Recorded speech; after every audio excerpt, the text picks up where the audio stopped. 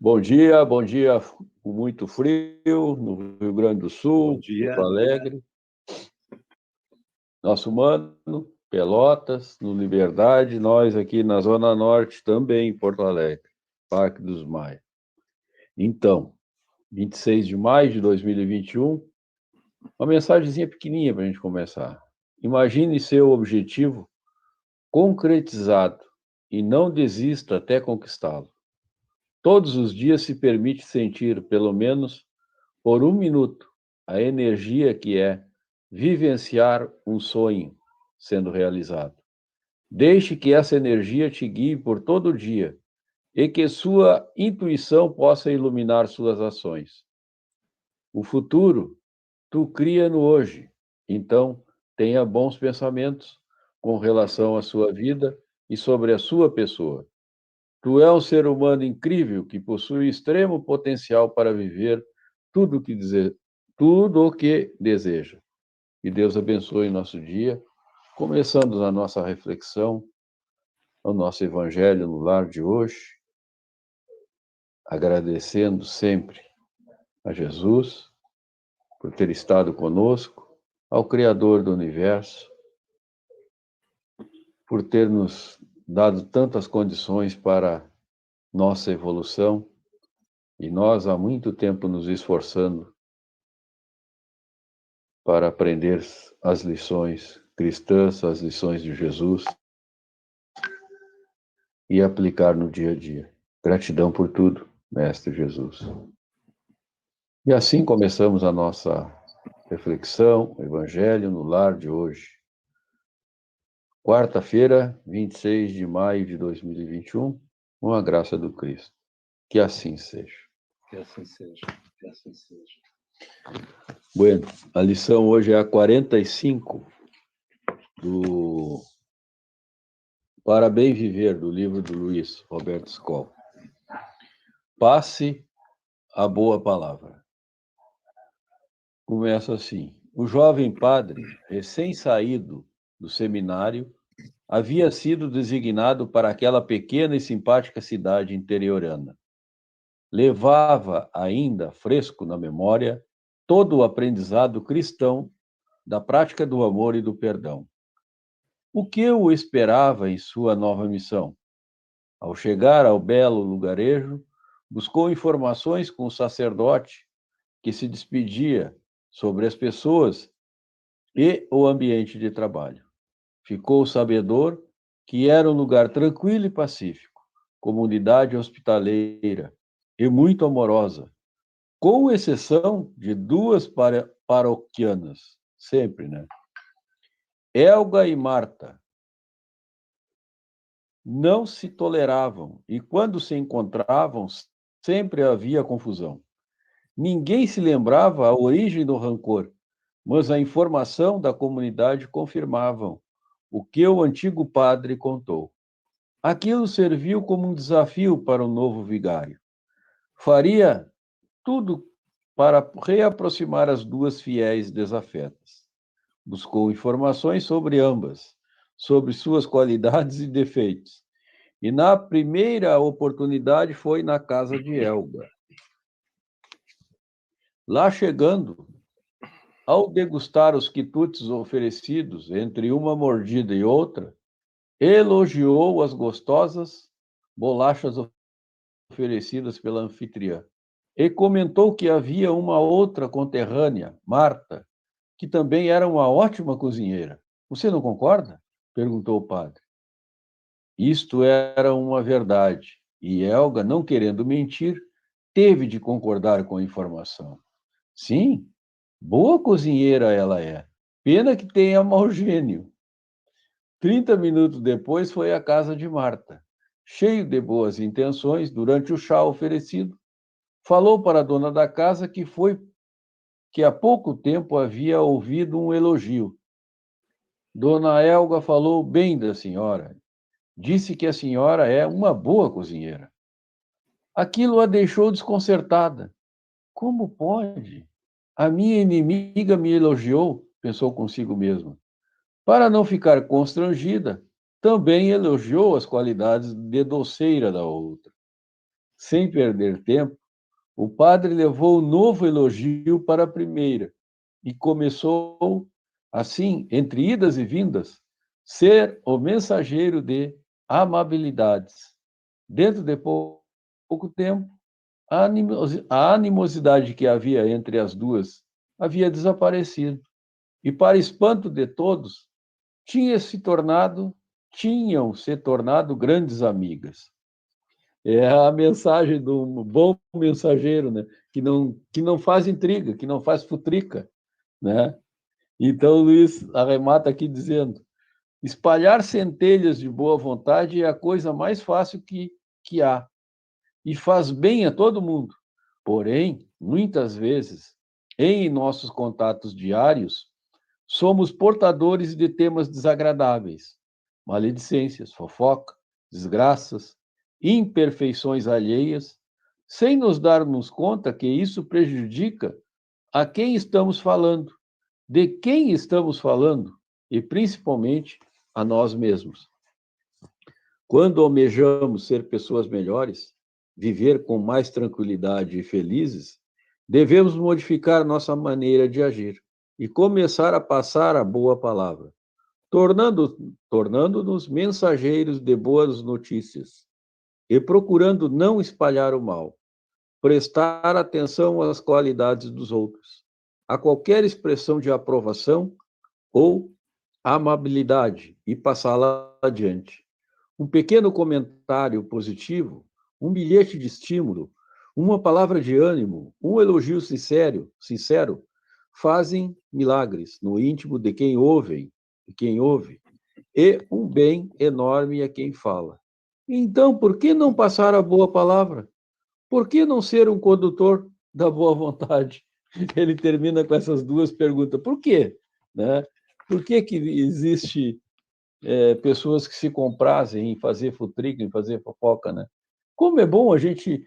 esse padre já teve como é que é, o sacerdócio dele ganho, né? Na primeira, assim, ele de fresquinho no lugarejo, reaproximam duas paroquianas, como eles dizem, que não se davam, né? E por bobagem, às vezes, porque vai, a pessoa nem sabe mais por que não está gostando da outra, né, mano? Ponto. Não, é exatamente isso, né? Se a gente tem chance de praticar o bem e de espalhar boas palavras, por que a gente vai ficar torcendo ao contrário, né? Para que nada dê certo, para que as coisas aconteçam de uma forma ruim, para ver o circo pegar fogo, como a gente diz, né? Na maioria das vezes a gente vê o circo pegar fogo e sai fora da fofoca, né? Da maledicência, né? Ah, não fui eu que falei. Ah, não foi bem isso que eu disse. Ah, tu entendesse errado. Mas, no fundo, na realidade, a intenção era acirrar os ânimos, né? E o nosso papel não é esse, né? Pelo contrário, né? Se tu tem a oportunidade de ficar em silêncio, muitas vezes não tem como a gente falar nada, né? Fica em silêncio, que é melhor do que dizer o que não deveria ter dito, né? Porque depois que as palavras saem da nossa boca, a gente não consegue recuperá-las novamente. Quantas vezes a gente já teve vontade de pegar as palavras soltas pelo ar e trazer de novo para a fonte, e a gente não consegue, e a gente se arrepende. Então, que sirva de exemplo, né, essas atitudes, né, para que a gente respire fundo, que a gente pense, não é? Para depois emitir uma opinião, né? Isso é difícil na vida prática, na vida cotidiana, né? Mas é um exercício constante que nós temos que fazer. Porque se não for assim, nós vamos continuar tirando pedra para todo lado, né? E espalhando ao invés de criar pontes, né? Isso. Não, é isso aí. E aonde a gente faz mais isso, e às vezes até sem querer, né? Tem muitos que até sem querer, porque faz algum comentário e não se dão conta, puxa, mas aquele comentário, né, vai ferir aquele parceiro, né? Aquele irmão, aquela irmã. E às vezes a gente faz um comentário, e já foi, né? Como tu disse, a palavra vai assim, e depois que foi, é difícil. Tu dá uma contornada, dá uma arredondada, como eu digo, e voltar ao que era antes, porque já foi dito, né? Já foi dito. E na família, aonde a gente vê mais acontecer isso, claro, no trabalho, em todas as nossas relações, mas na família, né, a gente vê acontecer muito isso ainda, né? E tem aqueles e aquelas que sem querer, mas tem aqueles e aquelas, como tu disse, que não, nos parece, sem julgar assim uma ação, né, mas nos parece que é uma coisa premeditada, que fazem, espalham e depois sai fora. E como é, agora falando do contrário, né, porque vamos combinar, chega de falar em futrica, falando do contrário, como é bom a gente fazer o bem, né, fazer um bom comentário, como surte efeito, né? Como surte efeito para a gente que fez o comentário e para a nossa ambiência na volta, né? E isso também em família, né? Como a gente vê o outro melhorar, como a gente vê a pessoa se reequilibrar. Às vezes, uma pequena palavra, para nós, assim, é um troço banal. Ah, será que ele não está vendo? Ele é assim, né? Mas às vezes a pessoa não está vendo, né? E está passando por um momento difícil na vida, ou, né, com esse corona, a gente fica para trás, para baixo mesmo, né? Quem está em casa sem o corona está na clausura. E quem está em casa com o corona está se recuperando. E às vezes a gente pensa, mas quando isso vai terminar? Que coisa, não passa. Toda hora tossindo, toda hora dormindo mal, mas eu tenho que ter um jeito desse negócio, né? Às vezes a gente se desestabiliza, vamos dizer assim, se desestabiliza, e às vezes é só uma pessoa dizer, não, tchê, olha, vai melhorar, vai passar, toca para frente, né? E é isso, a gente passa a se preocupar com outra coisa, né, mano? Falei demais. Não, mas tá bem, é isso aí. Eu só estava pensando no silêncio, né? Como o silêncio é importante, né? Também, né? É. Exatamente isso aí. O silêncio às vezes fala tudo, né? O outro fala um troço lá e tu fica quietinho, só olhando. Vamos ver o que eles vão falar.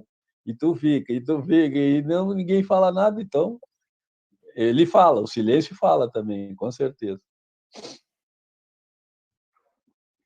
Vamos encerrando, vamos para o nosso livro dos Espíritos. Uma pergunta meio que salteada, mas vamos lá. Eita, natureza das penas e gozos futuros. Capítulo 2, parte 4, das penas e gozos futuros. A 965.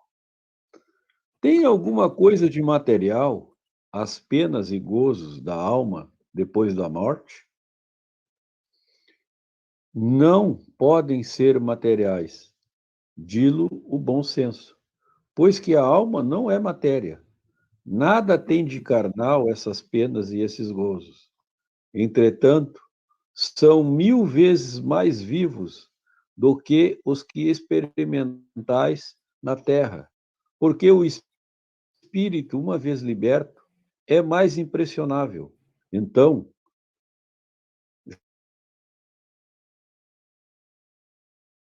já a matéria não lhe embota as sensações. Boa. Né? A pergunta, eu vou ler a pergunta de novo. Tem alguma coisa de material, as penas e gozos da alma depois da morte? Nada a ver, não tem nada de material, tudo é espiritual, né?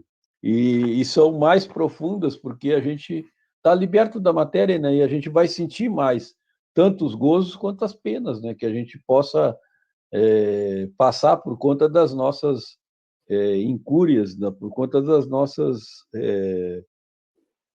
ações contrárias à lei de Deus, vamos dizer assim. E é os reajustes que a gente está antevendo ali, já na pátria espiritual, já nós estamos vendo, né? Às vezes, como o Luiz passou 8 anos no umbral, e tinha aquela turma toda na volta dele, né? Por quê? por que estavam na volta dele. Uns acusando ele de suicida, outros na volta porque se compraziam naquelas ações que ele fez enquanto estava encarnado, né? E como foi importante, né, a ação, e por isso que a gente sempre remonta aqui as mães, né? Como foi importante a ação da mãe de André Luiz, né? Uma prece, uma intercessão de uma mãe, não tem, né? Arromba a porta de qualquer lugar. E a gente viu na prática no filme Nosso Lar com o André Luiz, que pode acontecer conosco, pode acontecer com qualquer um ser vivente nesse universo, né, mano? Isso aí. Então vamos encerrando a nossa reflexão, nosso Evangelho no Lar de hoje, pedindo ao mano para encerrá-lo. Então vamos agradecer a Deus, agradecer a Jesus, aos espíritos amigos, por mais este dia que começa, que possamos recomeçar com tranquilidade, com serenidade, envolvendo sempre em nossas vibrações todos os irmãos enfermos em todos os lugares, nos hospitais, nas clínicas geriátricas, nos presídios, em toda parte. Que cada um receba o auxílio dos benfeitores amigos que estão sempre de plantão, socorrendo, atendendo, alcançando a cada um segundo as suas necessidades mais emergentes, e que o nosso Pai Maior nos dê força sempre para suportarmos as nossas provas e coragem para seguirmos os exemplos de Jesus. Que assim seja. Que assim seja.